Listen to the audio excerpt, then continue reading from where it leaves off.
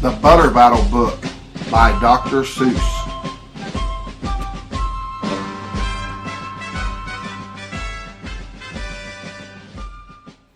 On the last day of summer, 10 hours before fall, my grandfather took me out to the wall. For a while he stood silent. Then finally he said, with a very sad shake of his very, very old head, "As you know, on this side of the wall we're Ukes. On the far other side of this wall live the Zooks." Then my grandfather said, "It's high time that you knew of the terribly horrible thing that Zooks do. In every Zook house, and in every Zook town, every Zook eats his bread with the butter side down. But we Ukes, as you know, when we breakfast or sup, well, we spread our bread," Grandpa said, "with the butter side up. That's the right honest way." Grandpa gritted his teeth. "So you can't trust a Zook who spreads bread underneath? Every Zook must be watched. He has kinks in his soul. That's why as a youth I made watching my goal. Watching Zooks for the Zook Watching Border Patrol. In those days, of course, the wall wasn't so high, and I could look any Zook square in the eye. If he dared to come close, I could give him a twitch with my tough-tufted, prickly snakeberry switch. For a while that worked fine. All the Zooks stayed away, and our country was safe. Then one terrible day, a very rude Zook by the name of Van Itch, well, he snuck up and slingshotted my snakeberry switch. With my broken-off switch, with my head hung in shame, to the chief Ukaroo, in great sorrow I came. But our leader just smiled and he said, "You're not to blame, and those Zooks will be sorry that they started this game. We'll dress you right up in a fancier suit. We'll give you a fancier slingshot to shoot."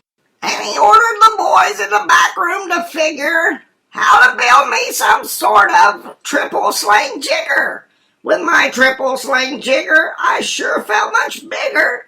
I marched to the wall with great vim and great vigor, right up to Van Itch with my hand on the trigger. "I'll have no more nonsense," I said with a frown, "from Zooks who eat bread with the butter side down." Van Itch looked quite sickly. He ran off quite quickly. I'm unhappy to say he came back the next day in a spiffy new suit with a big new machine, and he snarled as he said, looking frightfully mean, "You may fling those hard rocks with your triple sling jigger, but I also now have my hand on a trigger. My wonderful weapon, the jigger rock snatch 'em. We'll fling 'em right back just as quick as we catch 'em. We'll have no more nonsense. We'll take no more gup from you Ukes who eat bread with the butter side up." I have failed, sir," I sobbed as I made my report to the chief Ukaroo in the headquarters fort. He just laughed. "Why, you've done nothing at all of the sort. Our slingshots have failed. That was old-fashioned stuff. Slingshots, dear boy, well, they're not modern enough. All we need is some new-fangled kind of gun. My boys in the back room, well, they've already begun to think up a walloping whiz-zinger one. My bright boys are thinking. They're on the right track. They'll think one up quick, and we'll send you right back." They thought up a great one. They certainly did. They thought up a gun called the Kickapoo Kid, which they loaded with powerful Poo-a-Doo powder and ants' eggs and bees' legs and dried, fried clam chowder. And they carefully trained a really smart dog named Daniel to serve as our country's first gun-toting spaniel. Then Daniel, the Kickapoo Spaniel, and I marched back towards the wall with our heads held up high, while everyone cheered and their cheers filled the sky. Fight! Fight for the better side up! Do or die! Well, we didn't quite do, and we didn't quite die, but we sure did get worsted, poor Daniel and I. Van Itch was there too, and he said, "The old pig." The boys in my back room invented this rig called the 8-nozzled elephant-toted boom blitz. It shoots high explosive, sour cherry stone pits, and will put your dumb kickapoo kid on the fritz. Poor Daniel and I were scared out of our wits. Once more by Van Itch, I was bested and beat. Once again I limped home from the wall in defeat. I dragged and I sagged, and my spirits were low as I thought that they ever could go. When I heard a boom-bah and a diddly-dee-dill, and our butter-up band marched up over the hill, the chief euchre had sent them to meet me, along with the right side-up song girls to greet me. They sang, "Don't eat your bread face down, you clown his face up, that's what's up." Oh, be faithful, believe in thy butter. and they lifted my spirits right out of the gutter. My boy, we've just voted and made you a general. You've been promoted. Your pretty new uniform's ready. Get in it. The big war is coming. You're gonna begin it. And what's more, this time you're certain to win it. My boys in the back room have finally found how.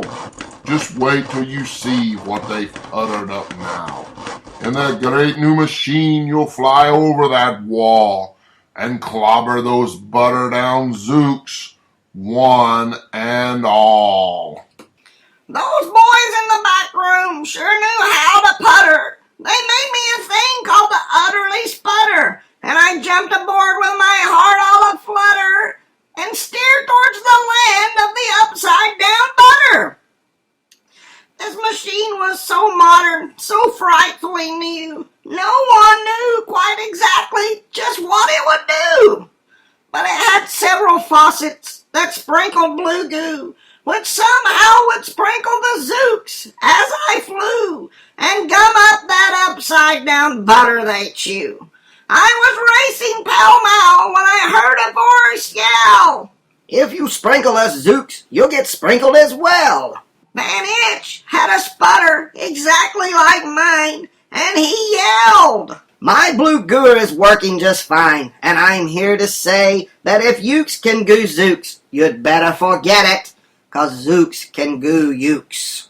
I flew right back home, and as you may have guessed, I was downright despondent, disturbed, and depressed. And I saw just as soon as I stepped back on land, so were all of the girls of the butter-up band. The chief drum majorette, Miss Yuki and Sue, said, "That was a pretty sour flight that you flew, and the chief Eukaroo has been looking for you." I raced to his office. The place was a sight. Well, have no fears, Said the chief. Everything is all right. My bright backroom boys have been brighter than bright. They've thought up a gadget that's newer than new. It's filled with mysterious moo like a moo, and they can blow all those zooks clear to Salamagoo. They've invented the Bitsy Big Boy Boomeroo. You just run to the wall like a nice little man. Drop this bomb on the zooks just as fast as you can. I have ordered all ukes to stay safe underground while the Bitsy Big Boomeroo is around. As I raced for that wall with the bomb in my hand, I noticed that every last uke in our land was obeying our chief Eukaroo's grim command. They were all bravely marching with banners aflutter down a hole for their country and for right side up butter. That's when Grandfather found me. He grabbed me, he said, "You should be down that hole instead. But perhaps this is all for the better somehow. You will see me make history right here and right now. Grandpa leapt up that wall with a lopulous leap. He cleared his harsh throat with a bopulous beep. He screamed, Here's the end of that terrible town full of zooks who eat bread with the butter side down. and at that very instant we heard a clup clup of feet on the wall, and old Van Itch clupped up. The boys in his back room had made him one too.